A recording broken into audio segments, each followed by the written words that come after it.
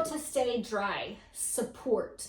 So before I go over what I'm talking about here, I want to show you what's potentially happening with the anatomy. Here is the side view of someone cut in half front to back. Here's the uterus and the vaginal canal.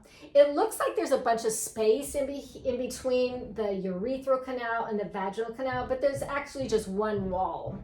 So it's the anterior vaginal wall.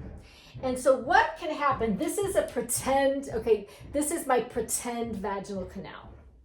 What can happen is that, especially with childbirth, there can be injuries to the fascia in that wall. And so here's that wall. It's a nice and upright wall. That wall can start to move too much, where, remember on the segment that I talked about with urination, sometimes that urethra can kind of get kinked. That's exactly what I'm talking about here. That urethra, or that wall, that anterior wall, can kind of drop down, okay? And it doesn't always, the urethra itself doesn't always get involved, but that back wall of the bladder and that front wall of the vagina, there's too much movement happening there. And that is a leading cause of stress urinary incontinence. So for stress urinary incontinence or leaking with activity and exercise, the two main reasons are the pelvic floor muscles aren't doing their job, and the fascia itself is not doing its job. And so they both need to work together. And so sometimes it's just a muscle issue, but sometimes it's also a fascia issue where that tissue is moving too much. That's called urethral hypermobility, okay? Internal support helps with leaking for urethral hypermobility. And what that is, you're literally taking something and inserting it into the vaginal canal so that that canal doesn't move so much. Exciting is this.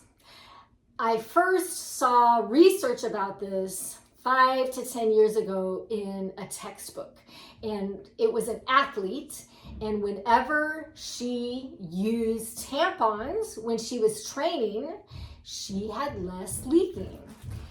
So basically, we're inserting that tampon, and that tampon is helping to stabilize that wall. The height, it's moving too much, and so inserting that can help to stabilize that wall. So that was really, for myself, a pivotal moment. Like, hey, there's other people out there that also have less leaking or less symptoms when they use a tampon intravaginally.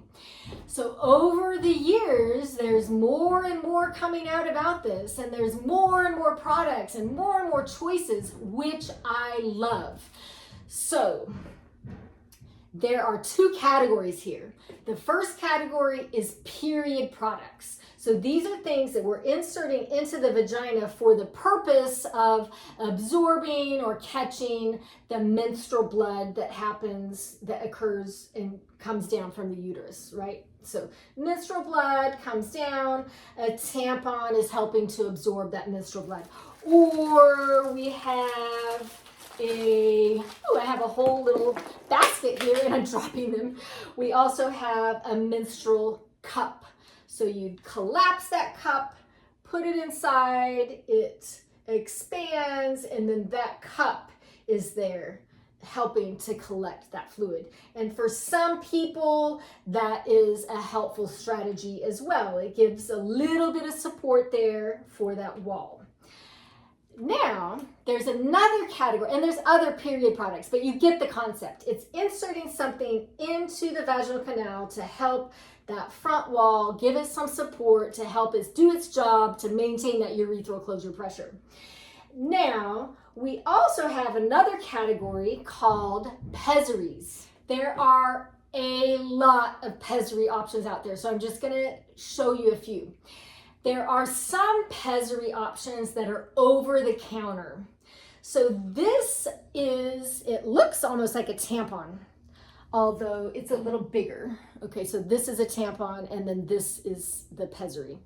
This is called a Poise Impressa. And so basically this would be inserted into the vaginal canal, and then it's like this little balloon, almost like a cage here. So it's collapsible, and then this is worn inside the vaginal canal, and that is helping that front wall to do its job to help that hypermobility, that extra movement, to help maintain that urethral closure pressure. There's another kind of over-the-counter called Contam, okay? And these are available at a website called Kegel 8, okay? So this would be inserted, it's kind of like a sponge, but it would be inserted into that vaginal canal, and it's helping that front wall to do its job, helping to improve that urethral closure pressure. Now, there's another type. These are medical grade silicone pessaries, and there's a lot of different types out there, but inserting this pessary inside, helping to maintain support and stability of that anterior wall, or that front wall of the vagina.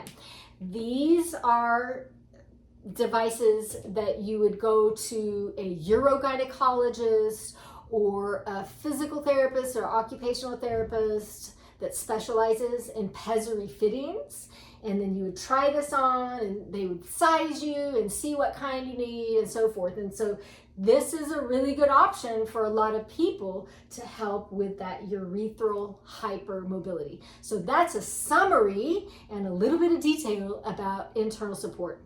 This is one other option of a type of pessary that would be inserted to help.